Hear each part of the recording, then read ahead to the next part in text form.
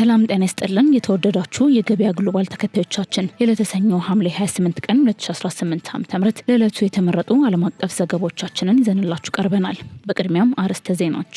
ትራምፕ ከኢራን ጋር የሚደረገው አዲስ ድርድር የመጨረሻ ዕድል መሆኑን ገለጹ። የአሜሪካው ፕሬዝዳንት ዶናልድ ትራምፕ ከኢራን ጋር በመልሶ ማቋቋምና በኒውክሌር መርሃ ግብር ዙሪያ ውይይቶች መጀመራቸውን አስታውቀዋል። በዝርዝር የምናጋራችሁ ይሆናል። የአውሮፓ ህብረት ጠንካራ የድንበር ጥበቃ እንዲደረግ ጥሪ ማቅረቡ ተገለጸ።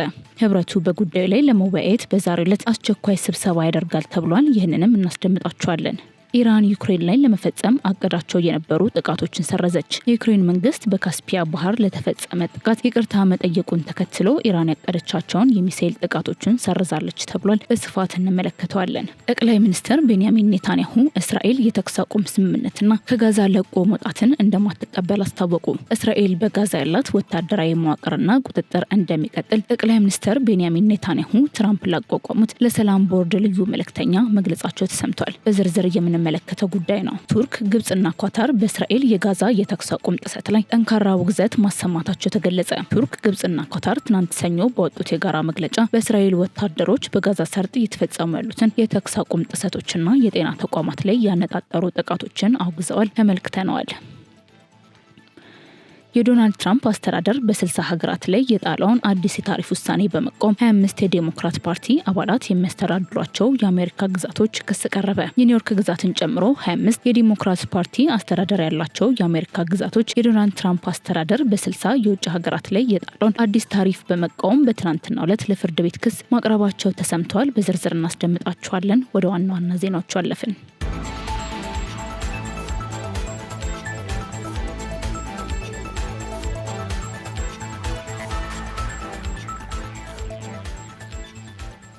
ትራምፕ ከኢራን ጋር የሚደረገው አዲስ ድርድር የመጨረሻ ዕድል መሆኑን ገለጹ። የአሜሪካው ፕሬዝዳንት ዶናልድ ትራምፕ ከኢራን ጋር በመልሶ ማቋቋምና በኒውክሌር መርሃ ግብር ዙሪያ ውይይቶች መጀመራቸውን አስታውቀዋል። የአሜሪካው ፕሬዝዳንት ዶናልድ ትራምፕ በትናንትናው ዕለት በሰጡት መግለጫ ከኢራን ጋር የሚደረጉ አዲስ ድርድሮች ሀገሪቱ አሜሪካ የከባድ ጥቃት እርምጃ ከመውሰዷ በፊት ስምምነት ላይ ለመድረስ ያላት የመጨረሻ ዕድሎች መሆናቸውን አጽንኦት ሰጥተዋል። ኢራን በተደጋጋሚ እያስተባበለች ቢሆንም ንግግሮች አሁንም እንደቀጠሉ መሆናቸውን የገለጹት ፕሬዝዳንቱ ይህ እርምጃ ካልተሳካ ከባድ የማውደም እርምጃ ወይንም የአመራር ማስተካከያ ጥቃት እንደሚሰነዘር አስጠንቅቀዋል። ከዚህ ጋር በተያያዘም የሳውዲ አረቢያ፣ የተባበሩት አረብ ኤምሬቶችና የኳታር መሪዎች ባቀረቡት ጥያቄ መሰረት ድርድሮቹን ለመቀጠል መስማማታቸውን ትራምፕ ተናግረዋል። ውይይቶቹ በዋናነት የሆርሙዝ ወሽመጥን እንደገና በመክፈትና የኢራን ኒውክሌር መርሃ ግብርን ከማስቆም ጋር የተያያዙ ጉዳዮች ላይ ያተኮሩ መሆናቸውን ገልጸዋል። የኢራን ውጭ ጉዳይ ሚኒስቴር በበኩሉ ከዋሽንግተን ጋር ምንም አይነት ቀጥተኛ ንግግሮች መደረጉን በመካድ የንግግር ሂደቱ ከኦማን ጋር ብቻ የተገደበ መሆኑን አስታውቋል። የአሜሪካና እስራኤል ጥምር ኃይሎች ባለፈው የካቲት ወር መጨረሻ ላይ በኢራን ላይ ድንገተኛ ጥቃቶችን ከከፈቱበት ጊዜ አንስቶ ሁለቱ ሀገራት በጦርነት ውስጥ ይገኛሉ። ምንም እንኳን የዲፕሎማሲ ጥረቶች በየጊዜው ቢደረጉም የሆርሙዝ የባህር ወሽመጥ ዝግ ሆኖ በመቆየቱና የኢራን የዩራኒየም ማበልጸግ ስራዎች መቀጠላቸው ለቀጠናው ውጥረቶች ዋና ምክንያት ሆኗል። የዘገባው ምንጭ ፍራንስ 24 ነው።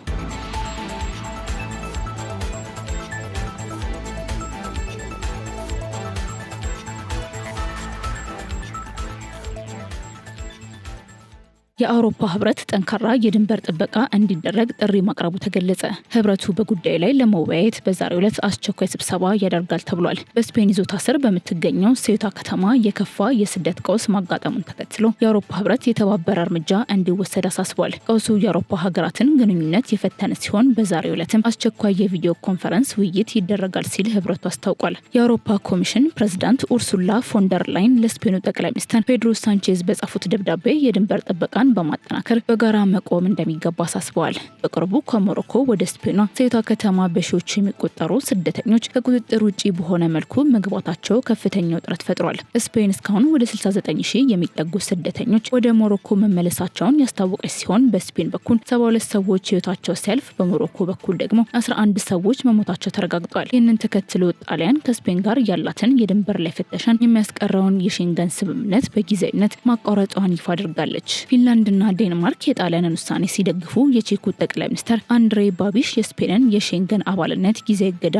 እንዲደረግበት ጠይቀዋል። ጠቅላይ ሚኒስትር ፔድሮ ሳንቼዝ በበኩላቸው ሴዩታ የሼንገን አካባቢ አካል እንዳልሆነ በመጥቀስ አንዳንድ የአውሮፓ መንግስታት ሆን ብለው ስፔንን ማጥቃታቸውን ተቃውመዋል ተብሏል። የአውሮፓ ህብረት የውስጥ ጉዳይ ሚኒስትሮች ዛሬ በሚያደርጉት አስቸኳይ የቪዲዮ ኮንፈረንስ ከሴዩታ ክስተት ትምህርት ለመውሰድና የጋራ ምላሽ ለመስጠት እንደሚመክሩ ተጠቁሟል። ኡርሱላ ፎንደር ላይን መደበኛ ያልሆነ ስደትን መከላከል፣ ውጫዊ ድንበሮችን ማጠናከር፣ አስቀድሞ የማስጠንቀቂያ ስርዓቶችን መዘርጋት፣ የኮንትሮባንድ አውታሮችን መቁረጥና ስደተኞችን መልሶ መላክን ማጠናከር ቁልፍ ጉዳዮች መሆናቸውን ገልጸዋል። ይህ በእንዲህ እንዳለ የስፔኑ ጠቅላይ ሚኒስትር ሳንቼዝ የሀገራቸው ጠቅላይ ፍርድ ቤት በባህር አቋርጠው የገቡ ሰዎችን ወዲያውኑ እንዳይባረሩ የወሰነውን ውሳኔ ህገወጥ የሰዎች አዘዋዋሪዎች መጠቀማቸውን ገልጸዋል። በሺዎች የሚቆጠሩ ሰዎችን ያካተተው የሴዩታ ስደት ቀውስ የአውሮፓ ህብረት አባል ሀገራት የድንበር ደህንነትና የጋራ ኃላፊነት ላይ ትኩረት እንዲያደርጉ አስገድዷል ሲል የዘገበው ቢቢሲ ነው።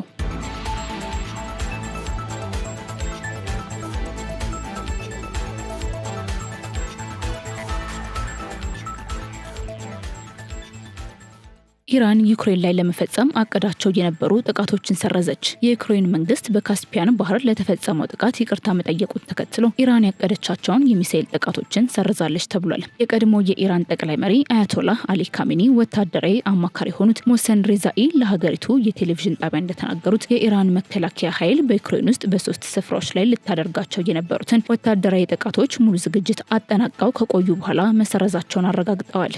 ይህ ውሳኔ የተላለፈው የዩክሬን መንግስት ባለፈው ሐምሌ 25 ቀን በካስፒያን ባህር ውስጥ በኢራን መርከብ ላይ ለተፈጸመው ጥቃት ይቅርታ መጠየቁና ኪየቭ ማባባስ እንደማትፈልግ ማረጋገጫ መስጠቷን ተከትሎ ነው። በተጨማሪም ባለስልጣኑ በሆርሙዝ ውሃ መስመር ላይ ጥብቅ ማስጠንቀቂያ አስተላልፈዋል። ኢራን ካዘጋጀችው ህጋዊ የባህር መስመር ውጪ ሌላ መንገድ ለመጠቀም የሚሞክር ማንኛውም የጠላት የባህር ኃይል ጥቃት እንደሚሰነዘርበት አስጠንቅቀዋል። የዚህ ውጥረት መነሻ ባለፈው ሐምሌ 25 ቀን በካስፒያን ባህር ውስጥ በኢራን መርከብ ላይ በደረሰ ጥቃት አንድ የመርከብ ሰራተኛ ህይወቱ በማለፉ ምክንያት ነው። የኢራን የውጭ ጉዳይ ሚኒስትር አባስ አራጋቺ በበኩላቸው የዩክሬኑ አቻቸው አንዲ ሲቢሃ ጥቃቱ ፍጹም ያልታሰበና ድንገተኛ መሆኑን ባለፈው ሳምንት ማረጋገጫ ሰጥተዋቸዋል። የዘገባው ምንጭ አልጀዚራ ነው።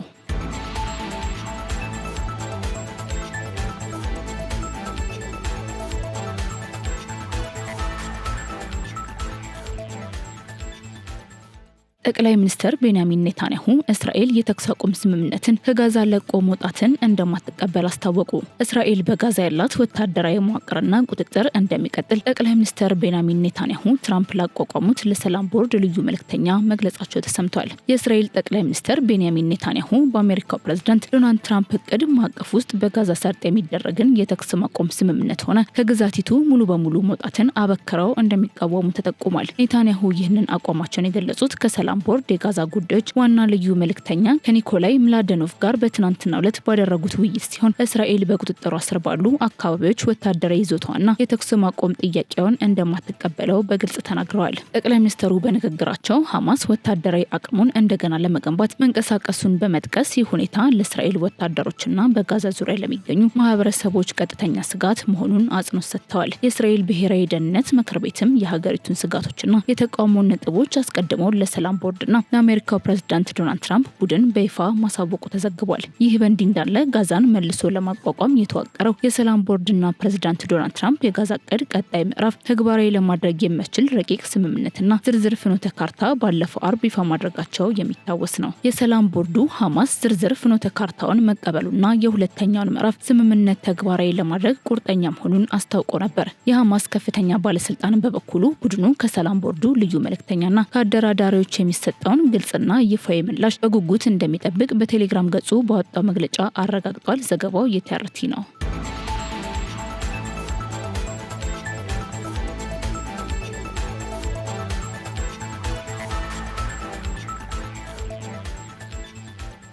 ቱርክ፣ ግብጽና ኳታር በእስራኤል የጋዛ የተኩስ አቁም ጥሰት ላይ ጠንካራ ውግዘት ማሰማታቸው ተገለጸ።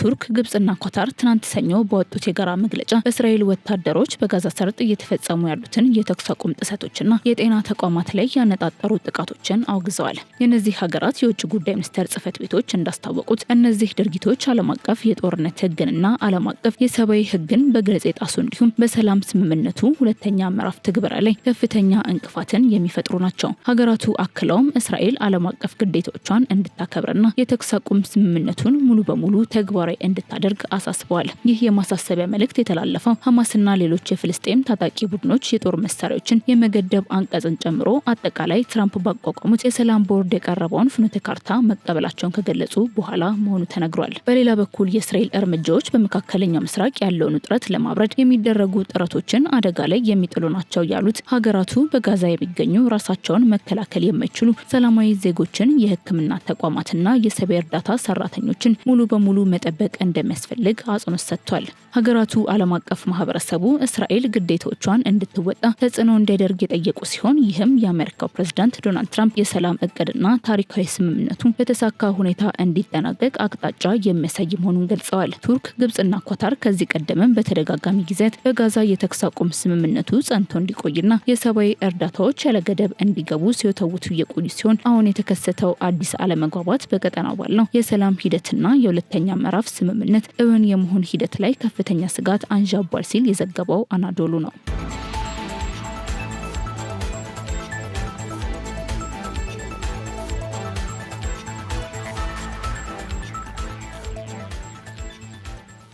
የዶናልድ ትራምፕ አስተዳደር በ60 ሀገራት ላይ የጣለውን አዲስ የታሪፍ ውሳኔ በመቃወም 25 የዴሞክራት ፓርቲ አባላት የሚያስተዳድሯቸው የአሜሪካ ግዛቶች ክስ ቀረበ። የኒውዮርክ ግዛትን ጨምሮ 25 የዴሞክራት ፓርቲ አስተዳደር ያላቸው የአሜሪካ ግዛቶች የዶናልድ ትራምፕ አስተዳደር በ60 የውጭ ሀገራት ላይ የጣለውን አዲስ ታሪፍ በመቃወም በትናንትናው ዕለት ለፍርድ ቤት ክስ ማቅረባቸው ተሰምቷል። ለአሜሪካ ዓለም አቀፍ ንግድ ፍርድ ቤቶች በቀረበው በዚህ ክስ እርምጃው ህገወጥ መሆኑና በአሜሪካ ሸማቾችና ነጋዴዎች ላይ ከፍተኛ የዋጋ ግሽበት እንደሚያስከትል ተመልክቷል። የተጠየቀው የህግ እርምጃ ባለፈው ወር የተጣለውን ከ10 እስከ 12.5 በመቶ የሚደርስ ተጨማሪ ታሪፍ የሚቃወም ሲሆን ይህም ከአሜሪካ አጠቃላይ የገቢ ምርቶች ውስጥ 99.4 በመቶ የሚሸፍኑ ሀገራትን ይመለከታል። የትራምፕ አስተዳደር በበኩሉ ታሪፉ የተጣለው በዓለም አቀፍ አቅርቦት ሰንሰለት ውስጥ የሚታየውን የጉልበት ብዝበዛ ለመከላከልና በሐምሌ 24 አብቅቶ በነበረው የ10 በመቶ ዓለም አቀፍ ታሪፍ ምትክ መሆኑን ገልጿል። የኒውዮርክ ዋና ጠቅላይ አቃቤ ህግ ሌቲሺያ ጄምስና የግዛቱ አስተዳደር ባለስልጣናት ታሪፉ ህገወጥ ሆኖ እንዲታወጅ ጠይቀዋል። አቃቤ ህጓ እንደተናገሩት አስተዳደሩ በጠቅላይ ፍርድ ቤት ከተሸነፈ በኋላ በአሜሪካ ዜጎችና በንግድ ተቋማት ላይ ህገወጥ በሆነ መንገድ ተጨማሪ ጫና ለመፍጠር ዳግም እየሞከረ ነው። በአዲሱ አሰራር ህንድን ጨምሮ 17 ሀገራት የ10 በመቶ ታሪፍ የሚጣልባቸው ሲሆን በመጀመሪያ ላይ 12.5 በመቶ ታሪፍ ታቅዶላቸው የነበረ ቢሆንም ህንድ ሰኔ 14 ቀን የውጭ ንግድ ፖሊሲዋን በማሻሻል የጉልበት ብዝበዛ በማድረግ የተመረቱ እቃዎችን ማስገባት በመከልከሏ መጠኑ ቀንሷል። ይሁን እንጂ ክሱን ያቀረቡት ግዛቶች የትራምፕ አስተዳደር በ1974 የንግድ ህጎች አንቀጽ 301ን እንደ ህጋዊ መሰረት አድርጎ መጠቀሙ ሰበብ ብቻ መሆኑን ይከራከራሉ። አስተዳደሩ ከዚህ ቀደም ተግባራዊ ማድረግ ያልቻላቸውን ሰፊ ታሪፎች በዚህ መልኩ እንደገና ወደ ተግባር ለማስገባት የሞከረበት ስልት መሆኑና የአስተዳደር ሂደቶችን አላግባብ እንደጣሰ የክስ ሰነዱ ያመለክታል ተብሏል። ታሪፉ የተጣለው ያለ አግባብና ያለ አግባብ በሰራተኞች ላይ የሚፈጸም ብዝበዛ ጉዳይን ለመቅረፍ ከታለመው ዓላማ ጋር ግልጽ ቁርኝት ሳይኖረው እንደሆነ የተጠቆመ ሲሆን የአሜሪካ የንግድ ተወካይ ጽህፈት ቤት ከተጎጂ ሀገራት የቀረቡ ምስክርነቶችና የህዝብ አስተያየቶችን በአግባቡ ባለመገምገሙ ተችቷል። ከዚህ ቀደም የትራምፕ አስተዳደር በሌሎች ህጎች ያወጣቸው ሰፊ የንግድ ታሪፎች በጠቅላይ ፍርድ ቤት ውድቅ መደረጋቸው ይታወሳል። ዘገባው የዘ ቴሌግራፍ ነው።